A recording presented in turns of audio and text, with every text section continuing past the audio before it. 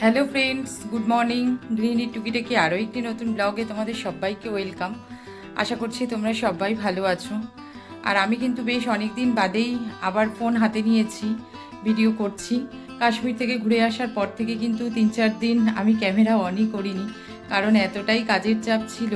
15 দিন বাড়িতে না থাকলে ঘরবাড়ির যা অবস্থা হয় সেই সমস্ত পুরো পরিষ্কার করা, বিছানার চাদর টাদর সব কিছু চেঞ্জ করা, এদিকে এত লাগেজ, এত কাচাকুচি, সেই সমস্ত খালি করা, কাচাকুচি করা। তো সেই কারণে এতটাই ব্যস্ত ছিলাম, তার সাথে রান্নাবান্না তো আছেই। তো সেই জন্য আর ভিডিও করিনি, মানে সময়ও হয়নি। তো আজকে অনেক দিন বাদে আবার ভিডিও করছি। কাজ বেশ খানিকটা সামলে নিয়েছি, প্রায় শেষের পথে। তো সেই কারণে ভাবলাম যে আজকে থেকে তাহলে আবার শুরু করি, সেই জন্যেই আজকে থেকেই শুরু করলাম আবার। আমরা যে বাড়ি ছিলাম না, তাতে তো মল্লিকাদিকে আমার গাছগুলোতে শুধু জল দেওয়ার দায়িত্ব দিয়ে গেছিলাম, না হলে তো 15 দিনে গাছগুলো শুকিয়ে সব মরে যেত।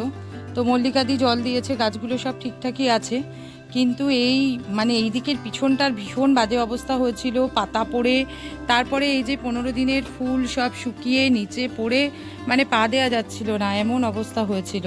তো ভাস্করদা এসছে আজকে, তো সেই কারণে ভাস্করদা এই পেছন দিকটা পরিষ্কার করছে। আর তার সাথে সাথে গাছগুলোতেও সার দেওয়ার সময় হয়ে গেছে, সেই কারণে ভাস্করদা একবারে গাছের গোড়া কুচিয়ে সার দিয়ে যাবে গাছে। নিচে ভাস্করদাকে বুঝিয়ে দিয়ে আসলাম ওপরে। গতকাল রাতে ওয়াশিং মেশিন চালিয়েছিলাম, তো জামা কাপড়গুলো সব মেলতে আসলাম।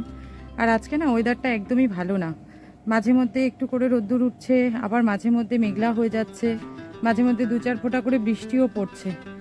তার সঙ্গে একটা হাওয়াও আছে যদিও। তো যাই হোক, এই রোদ্দুরে আর হাওয়ায় যতটা শুকায়, সেই কারণে জামা কাপড়গুলো সব মেলে দিয়ে গেলাম। এবারে বিছানাটা তুলে যাব হচ্ছে নিচে। ওপর থেকে সমস্ত কাজ কমপ্লিট করে নেমে চলে এসেছি। আর এই হচ্ছে আজকে সকালের ব্রেকফাস্ট। আজকে আর রুটি বা ভাত কোনো কিছুই করিনি, তার কারণ হচ্ছে ফল কিনে নিয়ে এসেছে প্রচুর। আর রুটি বা ভাত পেট ভরে খেয়ে নিলে না কেউ আর সেইভাবে ফল খেতে চায় না, ফলগুলো নষ্ট হয়। তো সেই জন্য আজকে সকালবেলা এই ব্রেড বাটার আর হচ্ছে এই এক গাদা ফল কেটেছি, তাহলে ফলগুলোও শেষ হবে। আর আমার মানে জলখাবারটাও তাহলে একটু শর্টকাটে হলো। জলখাবারের পর্ব মিটিয়ে চলে এসেছি রান্নাঘরে, আর দুপুরে রান্নাটাও শুরু করে দিয়েছি। আজকে দুপুরে করব হচ্ছে লাউ দিয়ে মুগ ডাল। তো সেই জন্য এখানে মুগ ডালটা ভেজে সেদ্ধ করতে বসিয়ে দিয়েছি, লাউটাও কাটা হয়ে গেছে। আর করব হচ্ছে চিংড়ি মাছ দিয়ে ইঁচড়। তো ইঁচড়টা আমাকে আগের দিন শ্যামা কেটে দিয়ে গেছিলো বলে আমি ইঁচড়টা সেদ্ধ করে ফ্রিজে রেখে দিয়েছিলাম। আর এই যে পেঁয়াজটাও কাটা হয়ে গেছে, শুধু বাকি রয়েছে হচ্ছে ইঁচড়ের আলু আর টমেটোটা কাটা।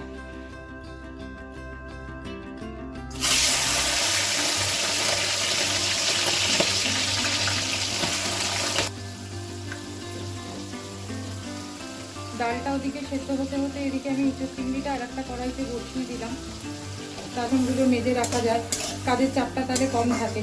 কিন্তু এই হঠাৎ করে খবর দিলে না ভীষণ মুশকিলে পড়তে হয়। এবার বাসনপত্র কালকে রাত্রিবেলা সব কিছু রয়েছে, সেসব সব মাজতে হবে, ঠাকুরের বাসন মাজতে হবে।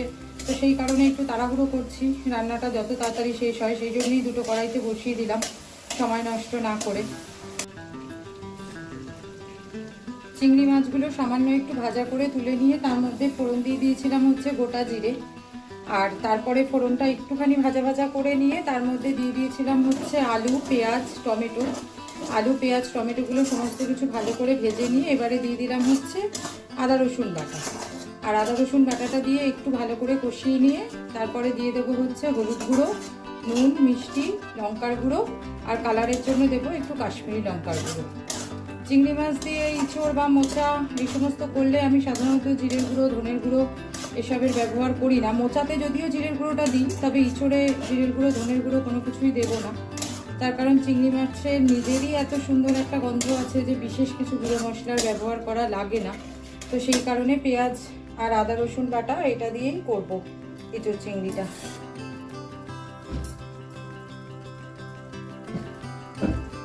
মোচা, ইঁচড় এইসব জিনিসগুলো রান্না করতে গেলে না আগে থেকে যদি কেটে সেদ্ধ করে ফ্রিজে রাখা যায় তাহলে রান্নাটা করতে অনেক সহজ হয়।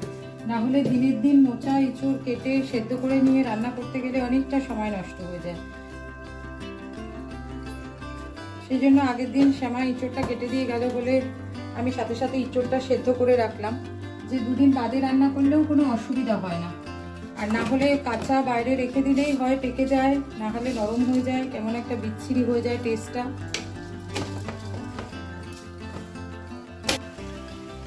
মশলাটা খুব ভালো করে কষানো হয়ে গেছে। এবারে দিয়ে দিচ্ছি হচ্ছে সেদ্ধ করে রাখা ইঁচড়টা আর ভেজে রাখা চিংড়ি মাছটা। এই দুটো দিয়ে একটু ভালো করে কষিয়ে নিয়ে তারপরে দিয়ে দেবো জল।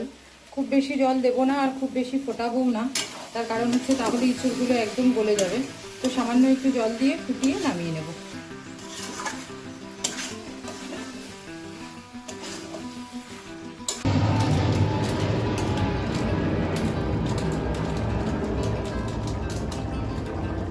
ইঁচড় চিংড়িটা আমার হয়ে গেছে, নামিয়ে নেব।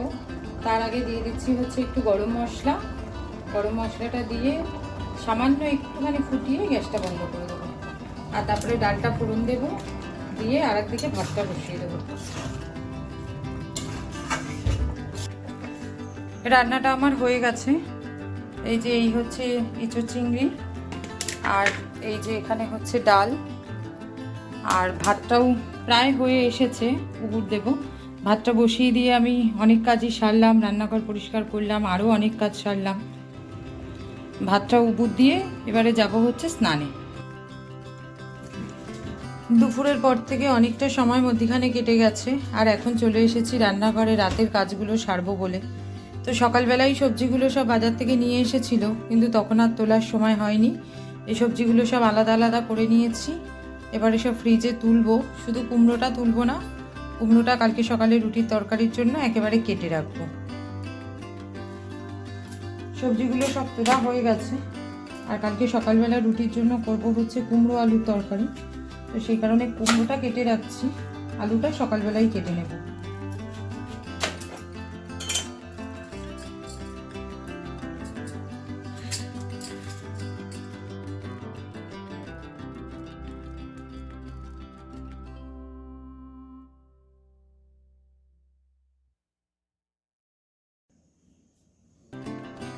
হয়ে গেছে কুমড়োটা কাটা, আর এবারে এই ঝুড়িটা শুদ্ধই ফ্রিজে ঢুকিয়ে রেখে দেব।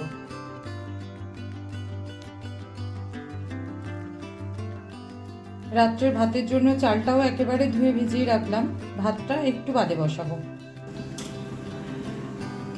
রাত্রের ভাতটা করা হয়ে গেছে।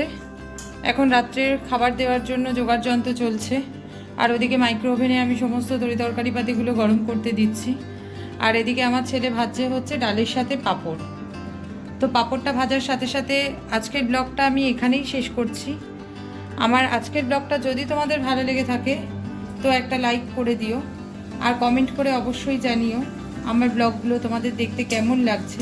যদি ভালো লেগে থাকে তো আমার চ্যানেলটা অবশ্যই সাবস্ক্রাইব করে নিও। আজকের মতন টাটা, গুড নাইট। তোমাদের সাথে দেখা হবে আবার আর একটা কোনো নতুন ব্লগে।